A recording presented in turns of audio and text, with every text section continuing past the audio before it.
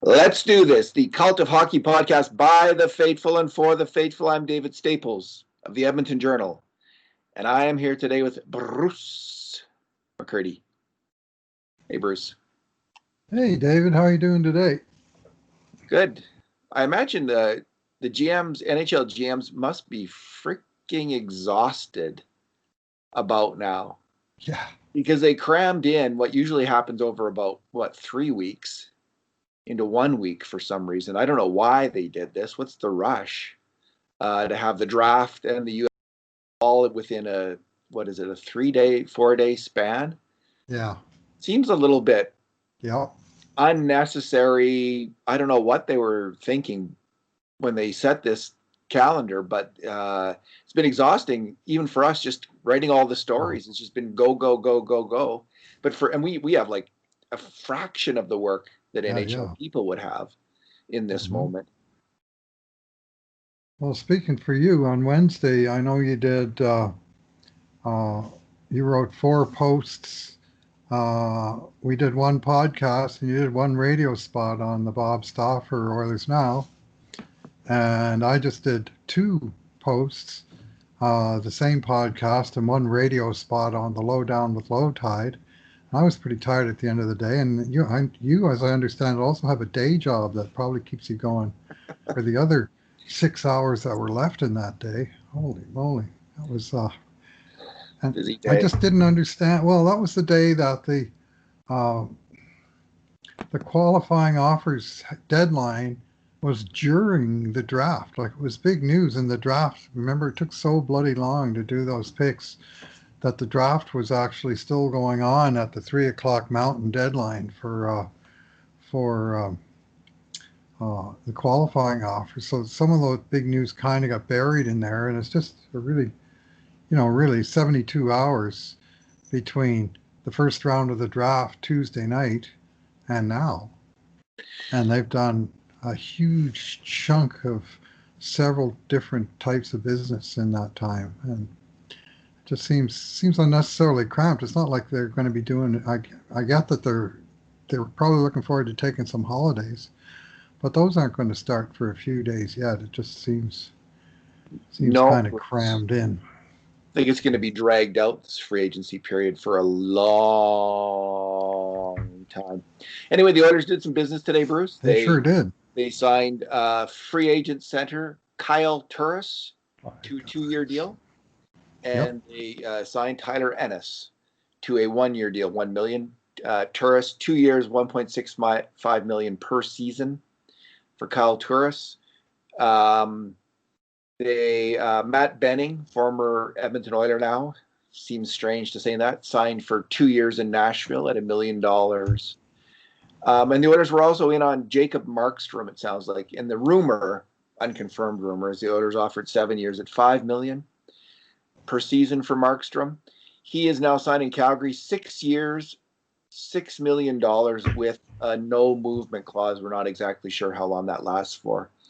So, Bruce, let's just start with Markstrom, because it's in some ways it's the elephant in the room. And earlier in the day, I said I would be, and I think if the Oilers had signed Markstrom, I would have been thrilled for a moment. But I am more thrilled that he is. I am more excited, more thrilled that he signed in Calgary. It's the kind of contract, and maybe the Oilers fan have a little bit of trauma over past UFA contracts, but rightly so. When was the last time, one, I guess a few of the smaller ones might have worked out, but all the big ones in the last decade, pretty much all of them, going back to Sheldon Surrey, have not, like, maybe worked out for a year or two, but they've not worked out over the term of the deal. So there's Surrey, Eric Belanger, Mark Fane, Benoit Pouliot, Andrew Ferentz, Andre Sekera, Milan Lucic, the capping it all off, which is we're still living with the pain of that deal, and we will for a number of years. Mm-hmm. So the idea of the Oilers signing a goalie who will be 31 when the NHL season starts, probably in January, he'll be 31, Markstrom. And you have 6 years of a 31-year-old goalie at real top dollar for a goalie. Good luck, Calgary. I'm glad it's Well, you, not me, not us. you have 1 year of a 31-year-old goalie, but you also have 1 year of a 36-year-old goalie in that deal, right? I mean, I Yeah, know that's what you're saying, but I'm just stating it a different way that he's a very good goalie and he's been outstanding the last 2 seasons in particular. And I certainly can understand why Calgary would be looking to upgrade their goaltending after the brutal display that David Riddick and Cam Talbot put on in their elimination game when they gave in 7 bad goals, by my count, in their shocking ouster at the hands of Dallas Stars. And so I'm sure that improving the goaltending was probably front of mind for every Flames in the weeks and months that have followed that ouster. So they certainly got a good one, but they certainly paid for him.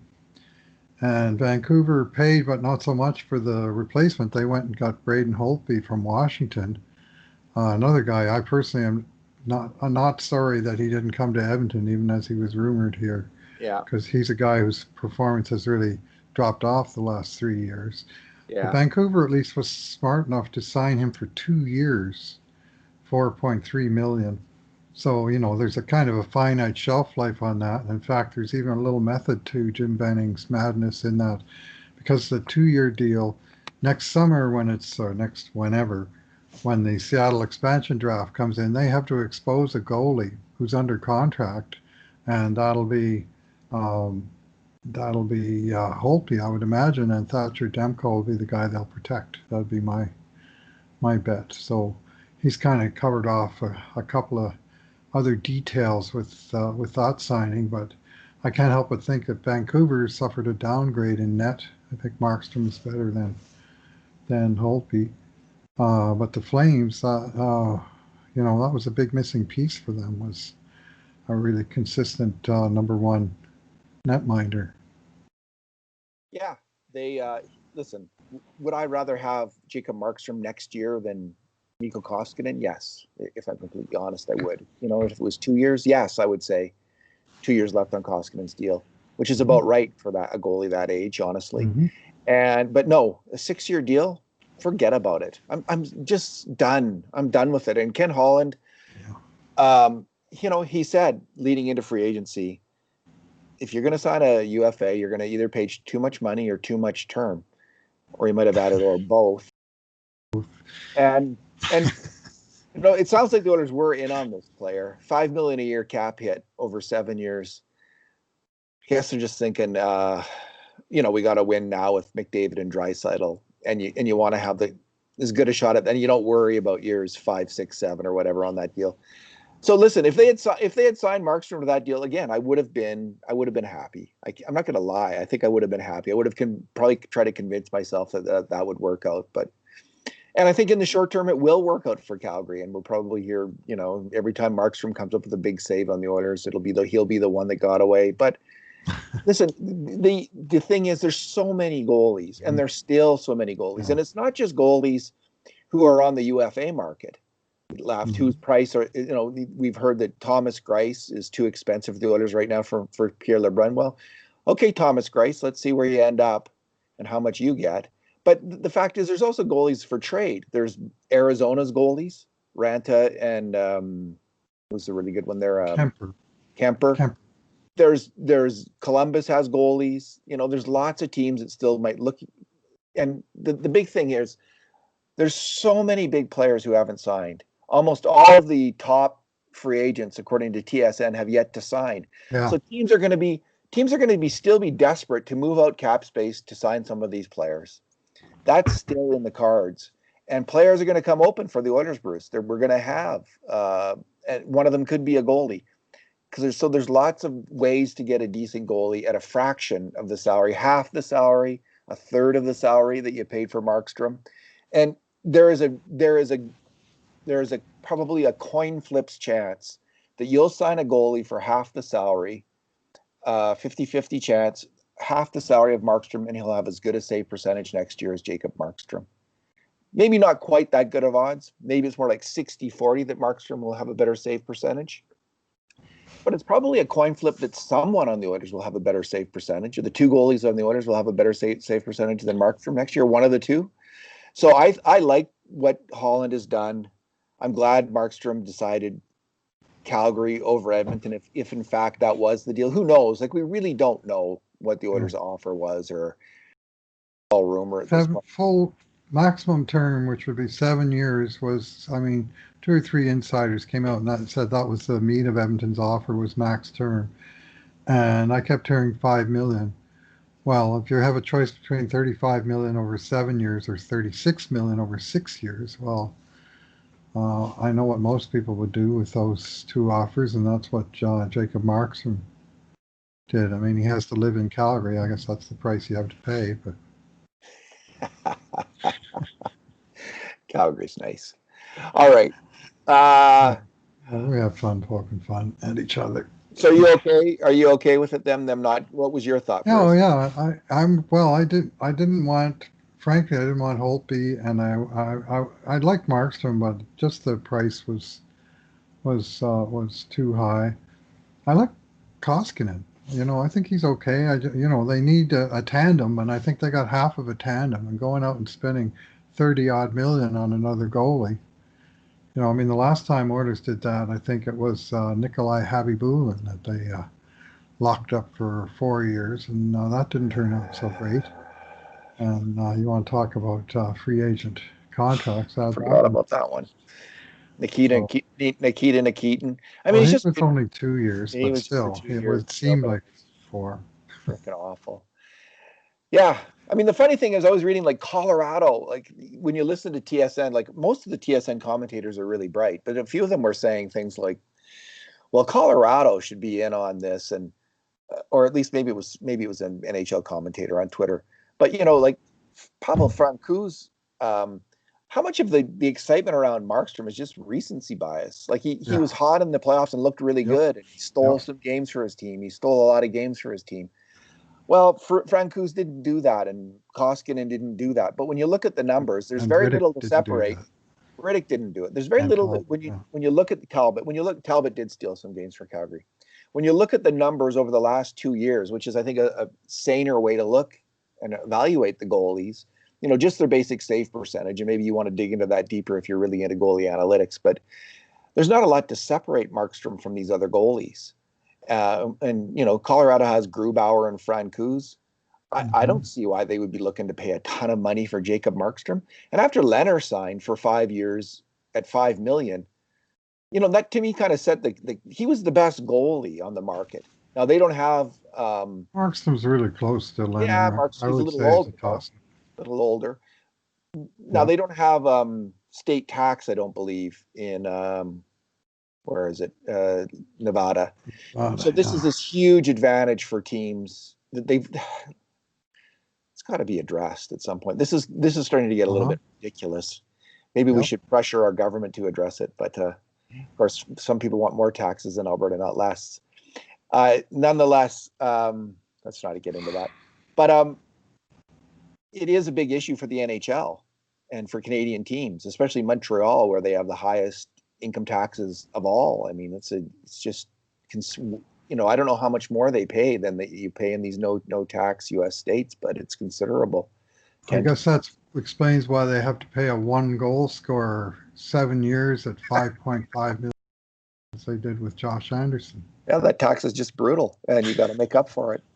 What kind of a move was that? Like, who does that? Like, why don't you fire him today? Like, I thought that was really bizarre. We're going to fire you now today because you did that, because that is so stupid. And he came out and basically said, we're paying him the way we expect him to play. So you basically, you set the, you kind of done it backwards in my view, but whatever, that's their problem.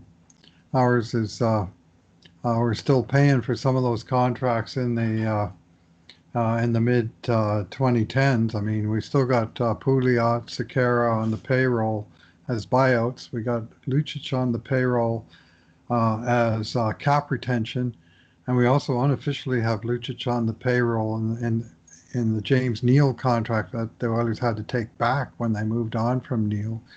And you add all that up, it's close to $10 million in dead cap space, and that's crippling. Yeah. So yeah, no wonder Oiler fans are a little bit jaundiced about the idea of taking on another big contract like that. I'm just glad they avoided it. So far. Glad they avoided it. So far. I heard they were in on Taylor Hall, Alex Pietrangelo, Markstrom, Tyson, and who was the other big money guy? There was a couple more. Hoffman, Toffoli, Krug. None of those guys have signed, so who knows, Bruce? We still do not know, or just Markstrom signed. Bruce, they did sign Kyle Turris, and I'm going to TSN. I was watching TSN, and I took down their comments because I just thought they were pretty bang on when it came to Turris. Now, let me just see if I can find them. Here we go. So there was one guy, Jeff O'Neill, blasted the signing, and two guys praised it. And the two guys who praised it were Craig Button and Ray Ferraro. And I'll take their opinion over Jeff O'Neill. But Jeff O'Neill said this, quote, "The way Kyle Turris played last year, he was eager to sign anywhere. He was terrible in Nashville last year. So for the Edmonton Oilers to take a chance, his game has to elevate so many levels for him to be an NHL player again, because he was invisible last year in Nashville." Button had a slightly more nuanced analysis where he said of Turris, in reference to playing for coach Peter Laviolette in Nashville, he said, "The coach plays a specific style of game. He wants up-tempo. He wants fast. He wants you on your toes. He wants you going all the time. That's not Kyle Turris's game." That's right where the conflict was, and I think that's why Kyle Turris wasn't able to play as well in Nashville as he did in Ottawa. So what's his game? What are we supposed to take away that his game is? That it's slow and reactionary? Cerebral. If you go back to where Kyle Turris played, he was really good. And I think going to Edmonton, I think it's a terrific signing, because Kyle Turris played for Dave Tippett earlier on in his career, and Dave Tippett's style as a coach is to be cerebral. Think the game, use your speed when you need to, slow down when it's necessary. And I think it fits perfectly for Kyle Turris because of the way Dave Tippett is going to utilize him. I think this is an absolute perfect fit, said Button.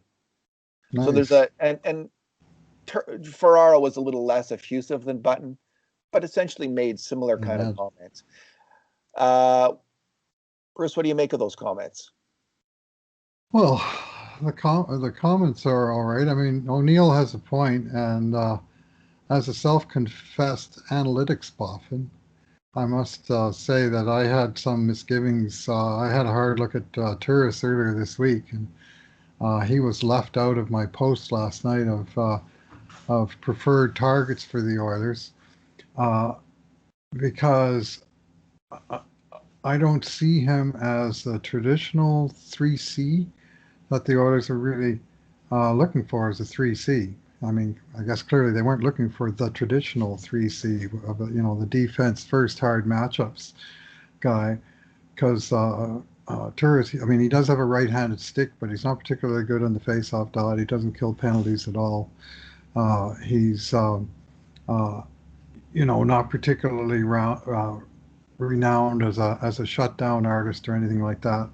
So for that role that I was envisioning, he's not the guy. My takeaway from this is that wasn't the role that Ken Holland was envisioning, and that instead, over the course of the last 3 days, he put together an entirely new third line of 3 guys, all of whom have scoring talent. And that's Kyle Turris between Tyler Ennis, who they also signed today, and Jesse Puljujärvi, who they signed on Wednesday. And, that's a line that should be able to put the puck in the net. And the 3 of them combined come in at, I think it's $3.825 million, under $4 million anyway, for 3 guys that are, in my view, all NHL caliber players. So to put lipstick on it, it's just a different vision than the traditional. Well, the Oilers have two first lines and 2 fourth lines. Now maybe they actually have put together a complementary scoring unit that will actually do some complementary scoring. Peter Nedved came to the Oilers. I think let's see how old he was that year. at the end of, in the spring of 2004. Yep. 16 games, 15 points. Yeah, they missed the playoffs, but it wasn't because of him. He did great down the stretch that year. And so there's some ironies, Bruce. I think there's some criticisms from the analytically inclined analytics community on this signing of Turris because they would have preferred Koivu. Yep. Here's the thing. Same group of people forever were asking for a couple things. Can we have 3 scoring lines on the Edmonton Oilers? And can we get more speed on the Edmonton Oilers? I'm not saying that Turris is a better player than Koivu. I can't tell you that, but I do suspect. Well, he scored in the last 2 years. He's outscored Koivu 1.5 per 60 to 1.3 or whatever it is for Koivu. Koivu's even strength scoring is abysmal. It's scored 4 goals this year. He's between Riley Sheahan and Turris, kind of right in the middle. So there's Sheahan at the bottom for scoring, and then there's Koivu, and then there's Turris. Now Turris might have had more scoring opportunities, better line mates. I understand his most common line mate this year was Philip Forsberg, who is a really strong scorer. So that part of that could be usage, definitely. Like I'm not saying that, but you're right. This is a 3 scoring line approach, which I think Ken Holland might have used in Detroit. At different times when he tried to put together a third line that could put some points up. So I'm not necessarily against it. I haven't watched any of those third line centers around the NHL to have a strong opinion myself about who's going to be better. But just, do I like the idea of trying to get a third scoring line? And Koivu scared me. Koivu had been bumped down apparently to the 4th line in Minnesota by the end. And his skating is, he was a hell of a hockey player, Mikko Koivu. But he was never fast, and I can't imagine he's gotten any faster in the last year or two. So I'm not convinced. Like, there'll be some doomsaying about this move, but I'm not convinced or negative viewpoints would be more fair. I'm not convinced it's a bad move. Let me see if I can find some of the other comments on this trade. Well, we have to bear in mind and now evaluate Kyle Turris as a $1.65 million player and not a $6 million player. I mean, when you shine that $6 million spotlight on him in Nashville, he was brutal. Like, he didn't come close to covering that bet. Well, Ken Holland's made a different bet. And, like it or not, I mean, in the modern day, the way to evaluate players is their value versus their cap hit. And, the same player at 2 different salaries has very different values to a team. I mean, they got him at a fairly decent price for his experience, for the numbers he's put up over the years. And obviously, Dave Tippett probably put in a word for him. I mean, I'm actually kind of surprised just based on how Turris left Arizona under a bit of a cloud when he went to Ottawa. But Tippett obviously would know something about the player, and they think that they can bring him back to where he was in Ottawa as opposed to what he did in Nashville, which was not fit. So analytics blogger Corey, I think it's Snadger of Shutdown. Snyder? Is it Snyder? Snyder. It's weird spelling, but it's Snyder. Of Shutdown Line, who's a very respected analytics kind of guy online. And with reason, he's outstanding. Says when he looked at his hockey visualization page for Turris, it's kind of hard to do worse than Kyle Turris did last year in the NHL.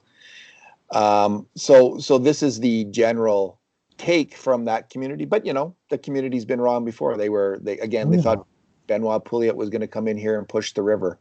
An example I've probably overused over the years of them being wrong, but of course they would say that Benoit Pouliot actually was good here in Edmonton. I wrote a post myself talking about Benoit Pouliot. I did not recommend 5 years at $4 million though, but I did think he would help the team, and that and I think he was one of those guys that coaches didn't like him, and I think that was true wherever he went, which was what made a 5-year deal so untenable. Yeah, that's usually your first sign, eh? And he's also one of those guys that he had one habit that was so annoying that people started seeing only that one thing and not seeing the good things. Ethan Morrow had the same habit, and he was a pretty good player, of taking penalties in the offensive zone, and they would drive people nuts when they got called. But they wound up seeing the one offensive penalty taken in the offensive zone and not the 10 or 15 or 20 times he'd go in aggressively in the offensive zone and shake the puck free. And sometimes the price you have to pay is that penalty. Well, if you only see the penalties, you're probably not going to like the guy. Did you say Ethan Morrow, Benoit Pouliot, or both? Both. Both. They're similar players. Yeah. In that respect. They were both aggressive on the forecheck and a little careless with the stick, and they sometimes wound up in the box. And every time you did, you'd say, "Oh, that's a bad penalty." There was a lot of times where they caused good things to happen with that aggression. And yeah, I didn't mind Pouliot, but at a lower price, right? Like he's like an Alex Chason kind of player. Like by the time he got to Edmonton, like a third, fourth line guy who could help on the power play in front of the net. Mm-hmm. You know, $2 million a year would have been okay on a 2-year deal. You know, if you had gotten Chason money. Anyway, Turris got, as you say, Bruce. The key to this whole thing is a player who, like as recently as 2 years ago, was viewed as the number one center around the league, and certainly in Nashville, or maybe that was a bit of a reach, but close to that, is now with the Oilers on a 2-year deal at $1.65 million per. That's a small amount of money. It's a small bet to make, and it's a decent bet. I mean, it's enough that if you wanted to still sign Mikko Koivu for $1 million, you could probably do it. It would mean moving out Jujhar Khaira or Gaetan Haas, but that's still a possibility. Bruce, they also signed Tyler Ennis for $1 million. Mm-hmm. What do you think? I think it's a popular signing of a popular player. I mean, I've heard ever since the Oilers got him, almost universal praise of this guy. You know, people like him. They see a versatile guy that can move up and down the lineup, as they like to say, who can chip in here and there, scores a little bit. You know, a depth scorer, but a proven one. And I mean, last year he made $800,000, and finally, after a few years of struggling with injuries, he broke out and had his best season in 5 years with 16 goals, 37 points, despite the short season. And really, he looked okay in Edmonton from his first game back. He was clearly happy to be here in his hometown. And all along, people have been saying, they really should re-sign this guy. And I personally only wavered on that near the end when I was looking at the list. Say, well, they're already bringing back almost all the forwards from last year. Can they bring them all back? But on reflection, he wasn't part of the team for the entire year. He was already a new player with only 9 games here. So it's not like they need to move him out for a changing of the guard. He was part of the changing of the guard. So I've taken a slightly more nuanced approach with that. But at $1 million, based on what he did last year, that's not bad at all. Like that's he'll provide value for that, I think. If he can stay healthy, Bruce, he's had some injury problems, but his level of even strength scoring over the last 2 years, 1.85 per 60, which is the same level. We're looking at Jake DeBrusk is around there. Tyler Toffoli's around there. Andreas Athanasiou's around there. These are all guys that are much more highly valued than Tyler Ennis, obviously. So I really like this. I just think this is a brilliant signing. Bring me all kinds of third and fourth line wingers that can score at that rate as Tyler Ennis does. So I really like this signing. Excellent move by the Oilers. Let's just have a look at their depth chart, Bruce. I'll just go down it real quick. On the right wing, here are the players, probably in no particular order on the right wing.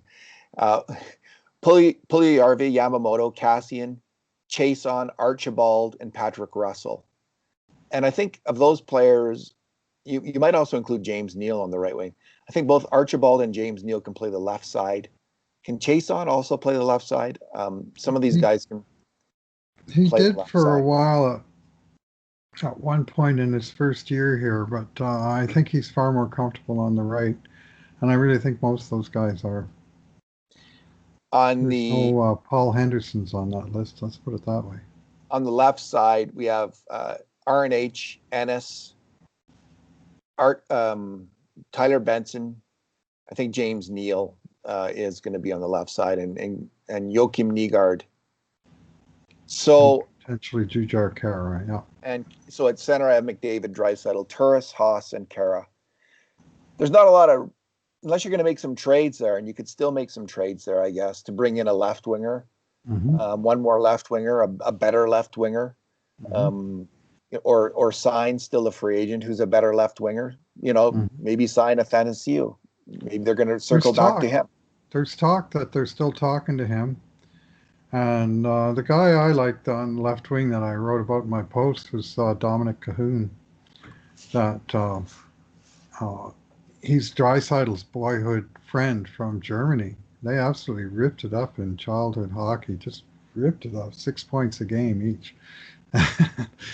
And Draisaitl advocated for him when he came over in 2018, but he signed with Chicago. Then he got traded, or he moved to Pittsburgh. I don't know what happened last summer, how that went about. He was traded at the deadline to Buffalo. Buffalo, for reasons totally unknown, didn't qualify the guy at $925,000. He's basically a point every 2 games in the NHL, almost all of it at even strength, and almost none of it playing on the top lines, near as I can tell. And he's a plus, but he was in all 3 cities. I haven't really deeply analyzed his, shot stuff and that, but he's not getting killed. I mean, that's the one thing plus minus can tell you right away is if a guy is getting absolutely caved or not. And he's not. And he wouldn't be that expensive. And I think that it'd make Leon happy, and it would give him another guy with scoring for not a huge amount of money. Like, I think I'd like to see him roll the dice with a player like that, or specifically that player. So, Bruce, just as we went on the air, of course, something happened. Ken Holland had his news conference. Oh, yeah. And there's a little bit of news out of that. And the main thing is Ken Holland says he wants to sign one more defense and a goalie. Holland adds that they're done on forwards in terms of signing free agents. Really? Okay. So, I like the idea of Dominic Cahoon. It is a little bit odd that he put up 2.2 points per 60. Yeah. That's second line scoring, almost first line scoring in the NHL. Top 60 in the league. That's first line scoring. Outstanding. Yeah, and so good. Why wouldn't you qualify him? What's going on with that player? Like that's a little bit I don't know, an alarm bell. Ralph Kruger seems like he can get along with pretty much anyone and get the best out of most people. Yeah. Why doesn't Ralph Kruger want him on his team? I think it's a fair question to ask. I have no idea if there's anything to it. Let me see if there's anything. Nope, that's the main news out. Okay. So no more free agents, which makes sense, Bruce. They've got 15 forwards signed to NHL contracts right now. And that does it include Tyler Benson? I don't think it even includes Tyler Benson. So they've got 16 forwards who are, so they'd have to make a trade. They'd have to move out. So I could still see them moving out, let's say, Jujar Kara or Alex Chason or even Zach Kassian. Like, there's lots of teams that want bigger, stronger guys right now. The Oilers could maybe move out one of those guys and then bring in another forward to replace that player. I don't mind them giving Tyler Benson a chance of making this roster, and I think it's now wide open for Tyler Benson to do so. He's a really smart, talented hockey player. I think a good comparable is Sam Gagner in terms of what he can bring to a team. Not a super fast skater, but a kind of the older version of Sam Gagner, because I think Benson's a good defensive hockey player. Physical, protects the puck, really good passing the puck, not a great goal scorer, but he could help. He could fit in on this team, so he looks like he'll have a chance. What do you think of Holland's? Yeah. Well, my template for off-season rosters to split the 50-man list right in half and sign 25 spots to the big league team, and specifically 15 forwards, 5 lines of forwards, 4 defense pairs, and 2 goalies. And as of last night when I wrote my post, there was 13 forwards and 2 big white spaces that have since been filled by today's 2 signings of Turris and Ennis. And on the back end, I did have 8 defensemen, but I still left 1 big white space because one of those defensemen is Oscar Klefbom, and his status is so up in the air that the Oilers need to sign, I think, one more defenseman to have a proper depth. So to hear Holland say he's looking for one more defenseman is exactly on point with that. And obviously, they only have one NHL goalie. The guy they picked up today, Anton Forsberg, is a prototypical number 3 goalie that could be called up in an emergency. Like, he played 3 games for Carolina last year, and I'll bet you $100 that they were right after that one game. Remember where they lost both their goalies in the same game, and that Zamboni driver had to come in and finish it up in Toronto and beat the Leafs. And I'll bet you Forsberg, I can remember him getting called up at that time, and he probably played the next 3 games until one of Mrazek or Reimer came back, and that was all he saw. And so he's that guy, right? I mean, in the past, the Oilers have had, Richard Bachman, or they've had Jan Denis. Yeah, Jan Denis was one, and Martin Gerber. He was my favorite of that style of goalie, who was had NHL experience. He was a veteran. He had a calm head about himself, and he played where he was needed to play. And if that was the NHL, great. And if it wasn't, well, he would he'd do his best for the farm team. And in recent years, they haven't necessarily had that guy. And they, they had Shane Starrett down there, and he never did get called up, and it was maybe just as well. I mean, they didn't have the injuries that they needed to, but I'm not sure they had the right guy to call on. And Forsberg at least will come up with sort of 50 NHL games under his belt. He won't be a deer in the headlights the way you might expect some younger kid to be under those circumstances. I like the signing of Forsberg. He's been a very good goalie in the minor leagues for some amount of time. So career .920 save percentage. I worked it out from his stats over parts of 7 seasons in the AHL. And 185 games. So, substantial experience down there, plus I think close to 50 in the NHL. One big chunk of one season, and otherwise just little cups of coffee here and there. And going forward, I think that's what he can expect. But clearly, he's the number 3. To get back to my original point, number 2 is still out there. We don't know who it is, or 1A, or even 1. I mean, it depends how they decide to play their cards, but they have to get a NHL caliber second goalie to go with Mikko Koskinen, and that was already high on the priority list, and it obviously remains high. Okay, who's your bet? I'll bet on. I don't think he's my first choice, but I think it's going to be Peter Mrazek. They seem to like to get players that they've had before. So yeah, I wrote my headline about the different aisles the Oilers will be shopping in, and I later came to the conclusion that they have the Holland aisle and the Tippett aisle. And the guys they bring in play for one or the other previously. Mind you, those guys have had a long reach in this league for a long time, that they do, they will have contact with a lot of players. It could be Ranta. It could, unlikely though, because he's paid so little and Arizona's going to want to keep him. But it could be one of the Columbus goalies. There's still room there, I think.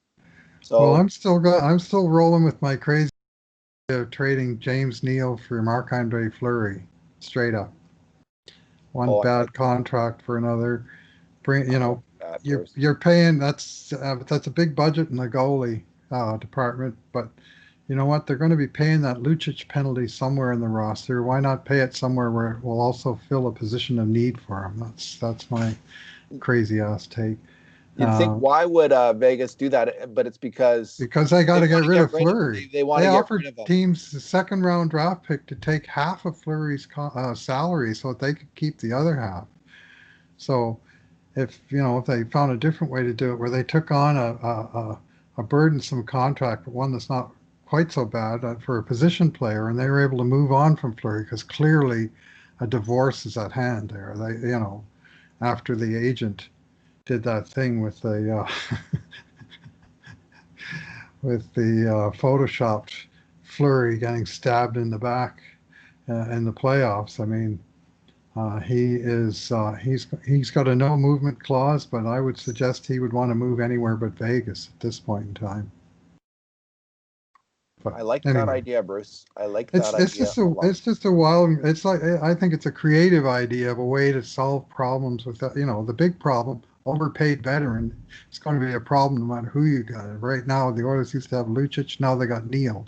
Well, if they could move that contract for another overpaid veteran, but solve the goaltending problem for 2 years, and get out from the third year of Neal's contract, then anyway, that's there's obviously other guys out there, and there's both the trade market and the signing route, and more goalies than spots. So I'm fairly confident they're going to get a decent netminder. Markstrom's salary is $4 million, $4 million, then $8 million, then $8 million, then $6 million, with plus a $2.5 million signing bonus, and then $6 million with a $2.5 million signing bonus in the last 2 years. Does that work out? Maybe of this. Yeah, it must be part of the $6 million in the last 2 years. No movement clause with a modified no trade clause for part of it. So there you go. Tyson Barrie, Bruce. Biggest contract of the day, 6 years. Nobody else, no free agent signed for more than 3. Matt Murray signed for 4 in Ottawa, $25 million for 4 years. I think that's one trade I'm glad Edmonton didn't make. That was crazy. If Ken Holland did something in driving up Jacob Markstrom's price for the Calgary Flames, he had a good day. I wonder if that's what he was up to. Yeah, I really do. I don't know. I don't think he was up to that. I think they bargained in good faith. But I like that that's one of the end results of what he did, because it looks like that might have happened a little bit here. All right. Tyson Barrie, that's the last rumor we'll talk about. Okay. I'm not sure that he fits, Bruce. You got Adam Larson, and we've talked about this. You got Adam Larson and Ethan Bear. You got your first and second pairing NHL D-man. Complementary skills, and Adam's a shutdown guy, and Bear is a good puck mover. And then you have Evan Bouchard, who's, many of the same skills as Tyson Barrie and same liabilities. Very similar player. And I just wonder if Evan Bouchard will give you 90% of what Tyson Barrie would this year at 1/5 the price. And you also have to make room for Evan Bouchard at some point. So I don't know if it really makes sense. Maybe that's the defenseman Holland's talking about bringing in as another defenseman on the right side, or because they have Lagesson on the left side as a depth defenseman after Russell, Nurse, and Caleb Jones. So I don't know if Tyson Barrie. I like the idea of Tyson Barrie. He's a hell of a hockey player. I don't know if he makes sense for the Oilers. Yeah, well, Holland's not got a lot of cap space to make that happen. What if you include the Clefbaum money? Well, if they knew that Clefbaum was going to be on IR for the entire season, knowing that you could just put him on long-term injured reserve before the season even starts and not just take his salary out of it, then sure, you can go out and get another $4 million defenseman, or you might even be able to bump it by a little bit because he's got a little bit of breathing room, but not a huge amount. So a little bit of certainty on the Clefbaum situation would be very helpful, but that does not seem to be forthcoming. So to a sense, he's flying blind in how he handles that situation. I'd like to see him get another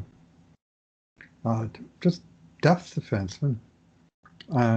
And I advocated for Slater Kukuk in my post as a guy that I think is maybe providing good value for cheap, who's getting better at 26 years of age and might be undervalued for what they got. I sure saw him good in the Oilers series, and he's put up nice numbers on a pretty crappy team in Chicago the last year and a half. So. But some guy like that, maybe a righty is a better fit. But if Holland's going to go with a big contract, then he's either going to have to find a taker for Chris Russell, or he's going to have some kind of certainty on Oscar Clefbaum's situation, because otherwise he's only got $3 million. I guess he's got, after today's 2 signings, he's got $4 million, but he's got to sign his goalie in there, you know. But he could probably count on maybe a couple million from Clefbaum. Maybe, I don't know. Like he'd have a much better sense of that than we would. But it's not sounding too good with Clefbaum, that's for sure. So yeah. Well, Bruce, it strangely feels like could be pretty much close to done. We're going to get a goalie and a depth defenseman or a better, you know, it's still, they may be thinking Bouchard's not ready and they need to get a real NHL D-man who can play in the top 4, either on the left side or the right side. Because if they sign, let's say, a top 4 left side D-man for a year, they could move Caleb Jones to the right side, put him with Russell on the bottom pairing, and have Bouchard in the minors or in Sweden, and Lagesson as your 7th D-man. So that could still work. You know, you could still sign a top left guy or a top right guy. You know, let's say they use about $2 million if you think Clefbaum's going to miss half the year or whatever it is. Right. That when they talk about another D-man, it doesn't necessarily have to be a bargain basement guy, I guess is my point. It doesn't have to be, no. Because the rumor is they're still looking at Tyson Barrie. This is what Drager is saying and Ryan Rishaug are saying, although Pierre Lebrun said otherwise. But so there's a bit of disagreement there. But the latest news was they're still in on Tyson Barrie. Who knows? Like, it's all talk. Right. Which is what we do as well.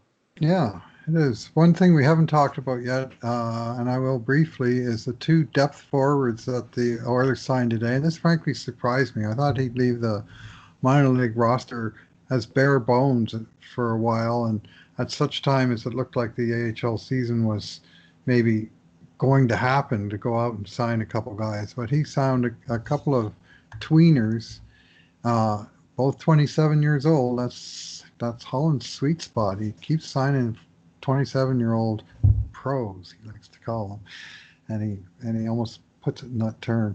Alan Quine, who's played parts of 5 seasons, 106 NHL games and all, and Seth Griffiths, who's played parts of 5 or 4 NHL seasons and 79 games and all. So, you know, really mostly cups of coffee with, I think Quine had one big chunk with the Islanders 3 years ago, but really tweeners, and neither's played much in the NHL in the last couple of years.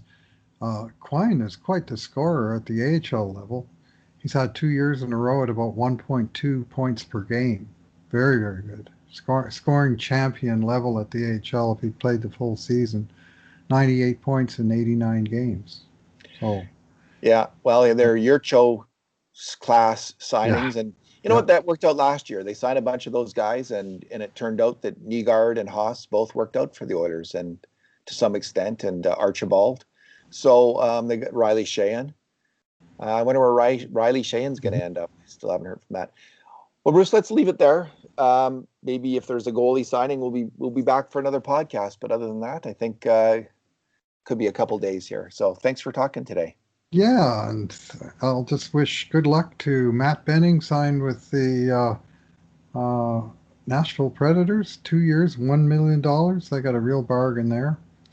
And happy to see my old friend Tyler Pitlick got a nice raise and a 2-year deal in Arizona. So it's always fun to see where the old Oilers go. Justin Schultz got an $8 million 2-year at $4 million a year.